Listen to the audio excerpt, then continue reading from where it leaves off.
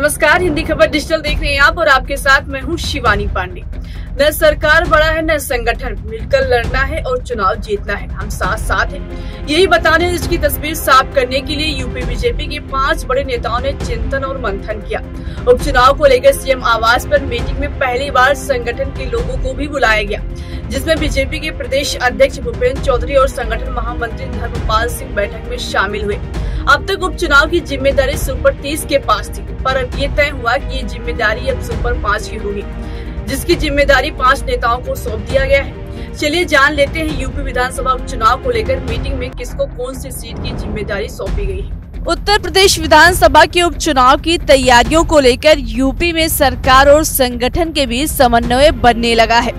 लोकसभा चुनाव के बाद उपचुनाव की तैयारी को लेकर मुख्यमंत्री योगी आदित्यनाथ और दोनों डिप्टी सीएम केशव प्रसाद मौर्य और ब्रजेश पाठक 5 अगस्त को एक साथ नजर आए। लखनऊ में सीएम आवास पर सीएम और दोनों डिप्टी सीएम मीटिंग में एक साथ शामिल हुए। मीटिंग में मुख्यमंत्री, दोनों उप मुख्यमंत्री, प्रदेश अध्यक्ष और संगठन महामंत्री को 2-2 विधानसभाओं की जिम्मेदारी दी गई। इन सभी नेताओं के साथ पहले से तय 3-3 मंत्रियों की टीम को भी सभी 10 सीटों पर लगाया गया है। योगी आदित्यनाथ कटहरी और मिल्कीपुर, केशव प्रसाद मौर्य फूलपुर और मझवा, ब्रजेश पाठक सीसामऊ और करहल, भूपेंद्र चौधरी कुंदरकी और मीरापुर, धर्मपाल सिंह गाजियाबाद और खैर। यूपी में विधानसभा की 10 सीटों पर उपचुनाव होना है। लोकसभा चुनाव में बीजेपी का प्रदर्शन खराब रहा। ऐसे हालात में ये उपचुनाव अब आर पार की लड़ाई बन गया है। लेकिन पिछले महीने सबसे ज्यादा चर्चा बस यूपी बीजेपी में मचे घमासान की होती रही।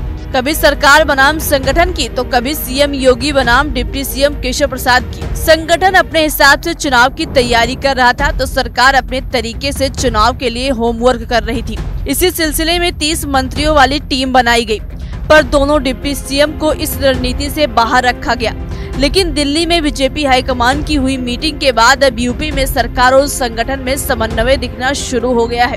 5 अगस्त को सीएम आवास पर सरकार और संगठन दोनों मीटिंग में शामिल हुए और सबको उनकी जिम्मेदारी सौंपी गई। फैजाबाद सीट की हार बीजेपी के लिए गले की फांस बन गई है, क्योंकि फैजाबाद में ही अयोध्या पड़ता है। इसी में मिल्कीपुर विधानसभा सीट आती है, जहां उपचुनाव होना है, इसलिए बीजेपी यहां जीतने के लिए हर संभव कोशिश करेगी और इस सीट की जिम्मेदारी सीएम योगी के कंधे पर है। ऐसे में बात तो साफ है कि सीएम योगी हर हाल में इस सीट से उपचुनाव जीतने की कोशिश करेंगे।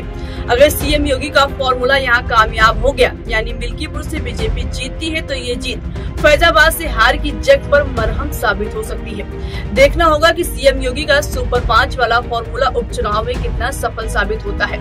फिलहाल अभी के लिए इस खबर में इतना ही। इस खबर पर आपकी क्या है राय? अपनी राय हमें जरूर बताएं। फिलहाल मुझे दीजिए इजाजत। देखते रहिए हिंदी खबर डिजिटल।